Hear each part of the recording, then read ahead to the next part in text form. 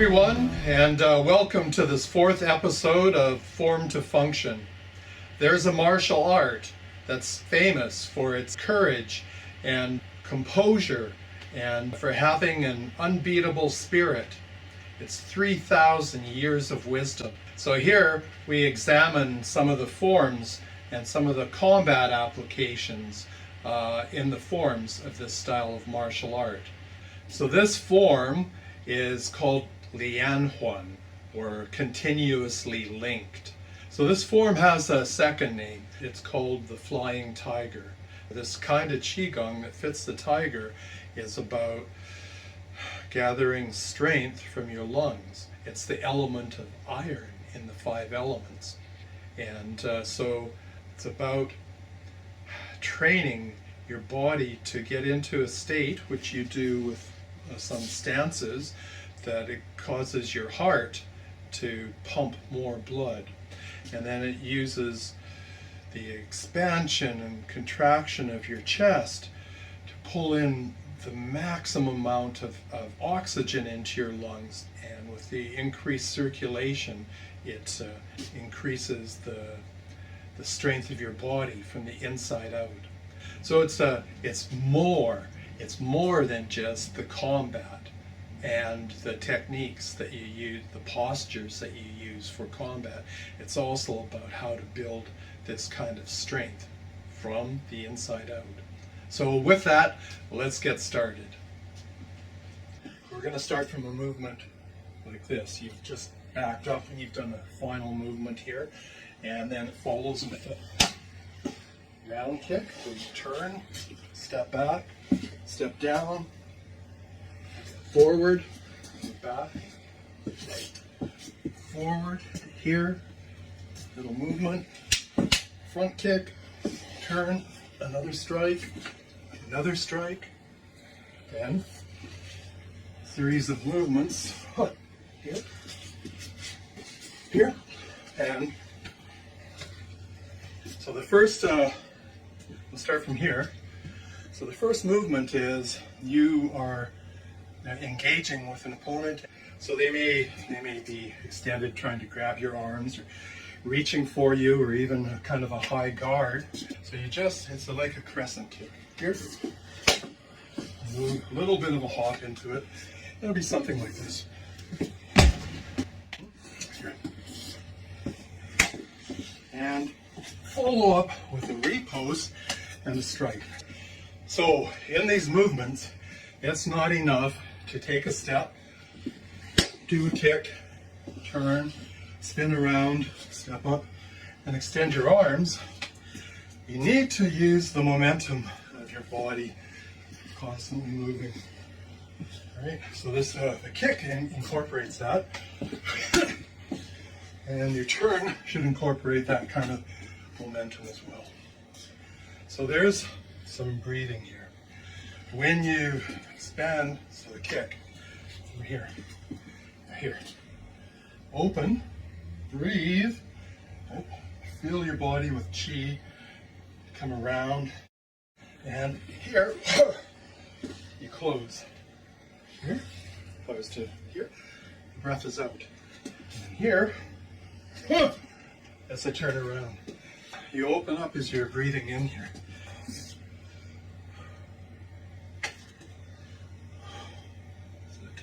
Power.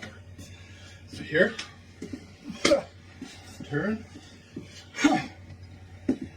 I'm making these noises so you can kind of hear where the power and breath is, but that's not necessary. That's not really the way to practice, because we want to remain calm, we want to go down deep, and we want the movement and the chi to do the work, and it just penetrates the arms and the legs. That idea is inside of Chaquan. From here, the next movement is here. So that this is a strike, and but it's an alteration of a movement that you'll find right from the beginning of Chaquan. So, for example, the first form we teach is the fourth form of Chaquan, and it begins with something like this. Here, and then This. So this, in that case, is very, very simple. It's like you deal with arms, you use a block, you sink down and you do a throw. So I have some video from a class I did with my student Behrman. So you keep going forward. Yeah, can go. Go. Yeah.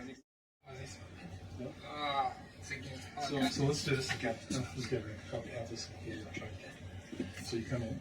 You go here.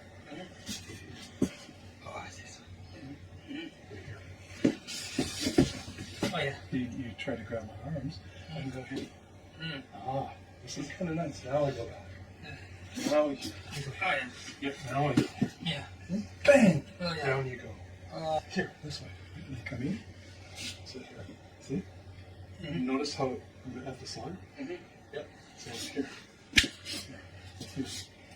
Here. Here.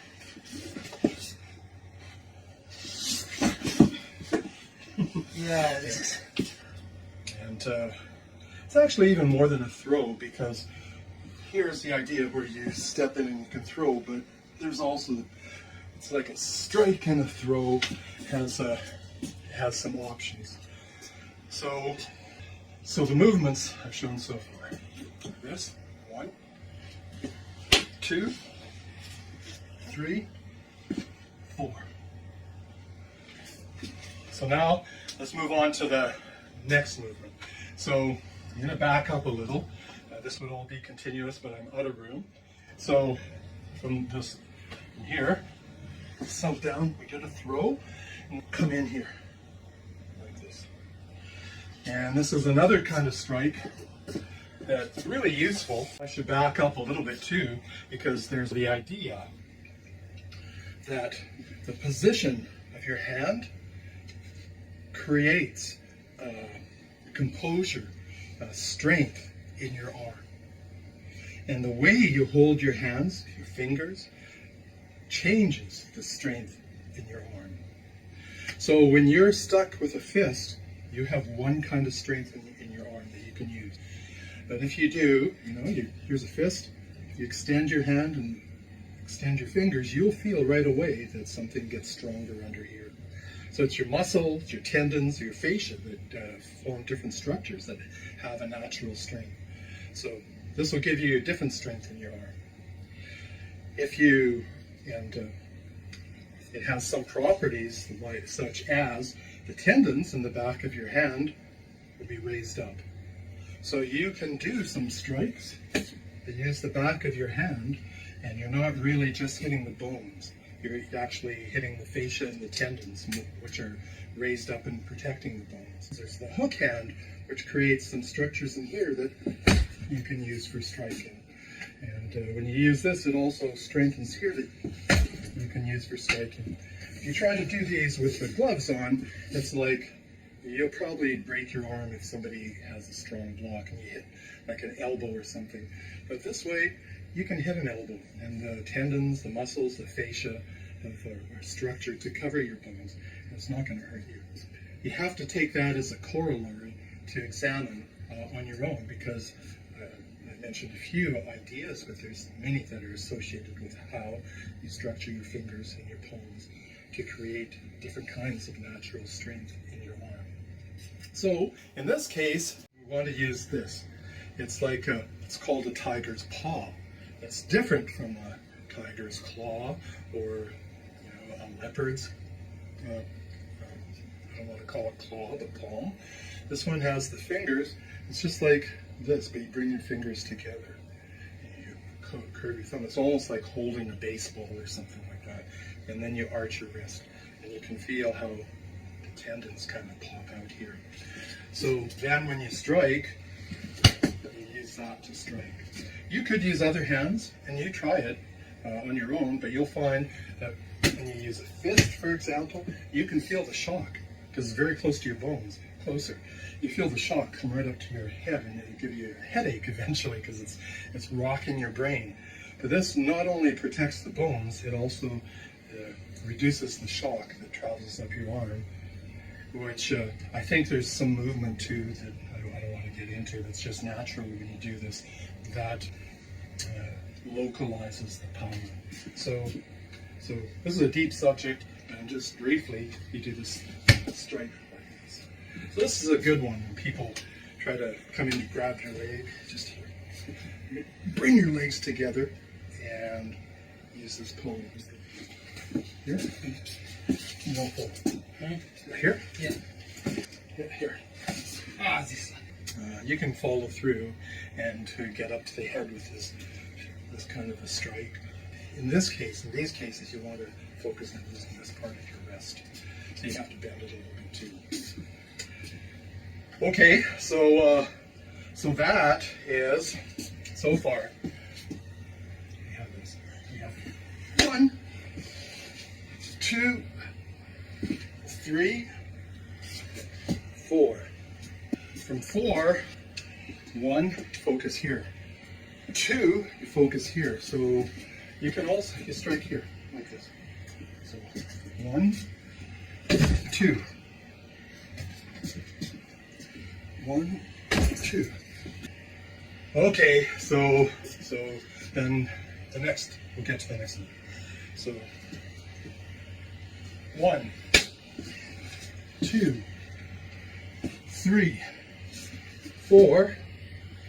We call this 5, and then we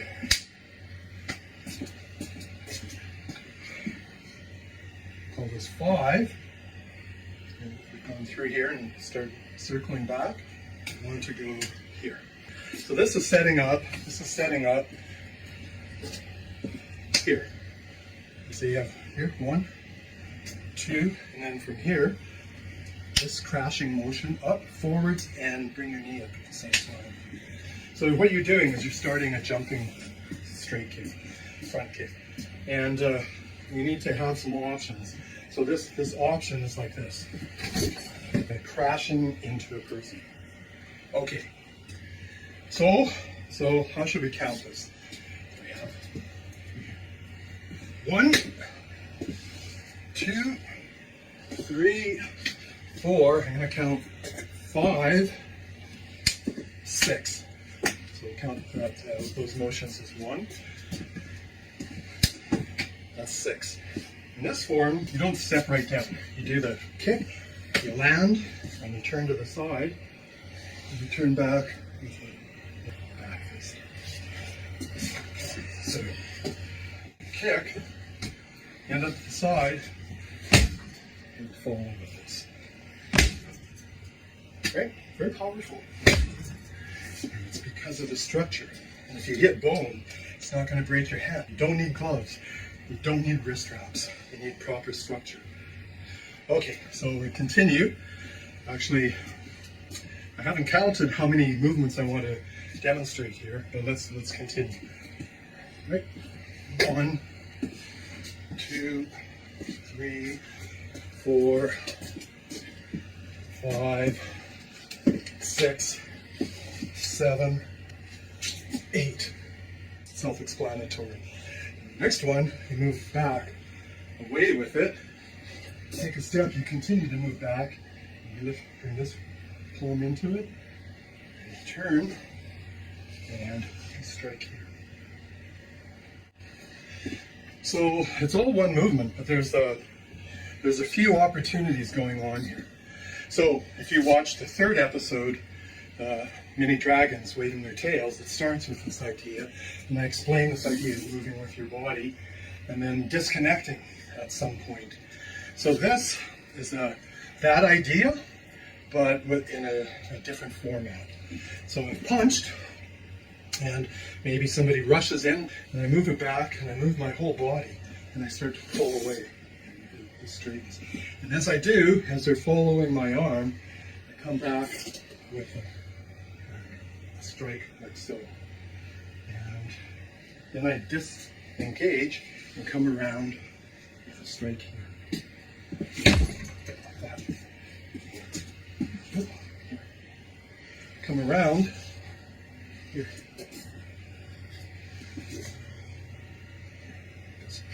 So after you've done this strike, come around, return with this strike. Still have to touch here. So you kind of, somebody's arms may be coming towards you. You cover the arms and you punch. So, I'm forgetting to count. Okay. 1, 2, 3, 4, 5, 6, 7, 8, 9, I'm coming back, 10. Okay, so there's just that's already quite a few ideas that you could play around with, but I just want to show one of the combinations that are unusual in Chaquan as well, that doesn't include a step. It's almost static. And so sometimes I say we never do this, but the truth is we almost never do this. So I'll show you that one last movement. So this movement has this. It has this, this, and this. Right? 1, 2, 3.